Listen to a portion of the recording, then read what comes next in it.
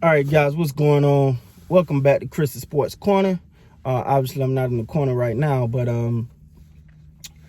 hope everybody's having a great Thursday, man. First and foremost, let's start there. Everybody staying motivated, all that good stuff. So the big news right now around the NBA and well, I don't want to say big news. The one of the biggest rumors out right now, and it's a lot going on. As the teams try to get ready for free agency and once they figure out when they are going to start playing. But one of the biggest things is Rajon Rondo to the Clippers. Now let me say this: Rajon Rondo takes it to another level in the playoff. It was times in the regular season you were like, oh God, why is this guy still on the court? But in the playoffs, he's a different guy. And that goes also to vouch to Kawhi Leonard saying, we need a true point guard. We need a true point guard, and saying things like, our basketball IQ is low. We need, not those exact words, but you get what I'm saying. So as they go on, Rajon, who's obviously going to opt out of his contract, and he deserved, let me first of all say he deserved a bigger contract. He'll be making $2.7 million. He obviously deserved more than that after the way he played, after showing he still got it in the playoffs. So obviously it looked like he could be the guy for the Clippers. Because honestly, they only got a few guys. You got Rondo out there, Drew Holiday. I'm talking about someone that maybe could, Drew Holiday. You got a couple, but Rajon, on paper it looks good. Now, they accomplished two things. If they was to sign Rondo, for one, you're gonna have to pay him. That's first. Two, you get stronger while weakening your opponent, right? Like while weakening the Lakers by taking Rondo, because obviously the Lakers are gonna make their run for him. The Lakers are gonna try their best to keep him, right? No doubt about that. But if the Clippers are able to sign him, you take him away, and from the Lakers and make the Clippers better and give them exactly what they need. According to some people. Now, one of the biggest catalysts, one of the biggest components that people are saying is his leadership. And listen, I said this, and I'm gonna continue to say that I thought Rajon really, and a lot of people say his leadership was on display this year. That's not the year I thought his leadership was on display.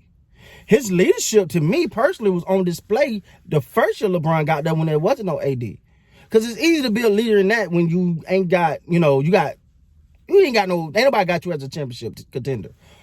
But when you looked at him during that first season with B.I. and Lonzo Ball and all these guys, you seen him coaching them. It was like, the way he went at him, and when I say win, I meant motivating and stuff like that. The way he went at him, he was teaching these team like, hey, we got a final chance right here. So it was definitely a welcoming sight, man. And so I get it. But the thing about it is, it all hovers around Kawhi. Now, we've seen Kawhi do well. Tony Parker, Kyle Lowry. But they're not the type of point guard or type of leadership that Rondo is. Kyle Lowry, what's the guy? Tony Parker, they're not rah in your face. They're not, I don't care what you say, rah. They're like, hey, this is what we gotta do. Let's go out here. Let's stick to this, blah, blah, blah, blah, blah. To me, it's all about the whole Clippers. Let me just say, everything hang on Kawhi. How do Kawhi deal? Now, I'm not saying it's gonna be a problem. I don't know if it'll be a problem. I'm just saying, how do he respond? Because the one thing you know about Rondo is Rondo will get in anybody's face at any time. He do not care.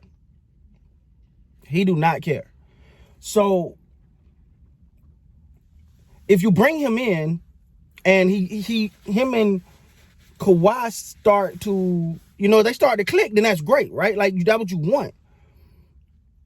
But if they don't, see, and the thing too, and the Clippers got a lot of alpha males, let's say.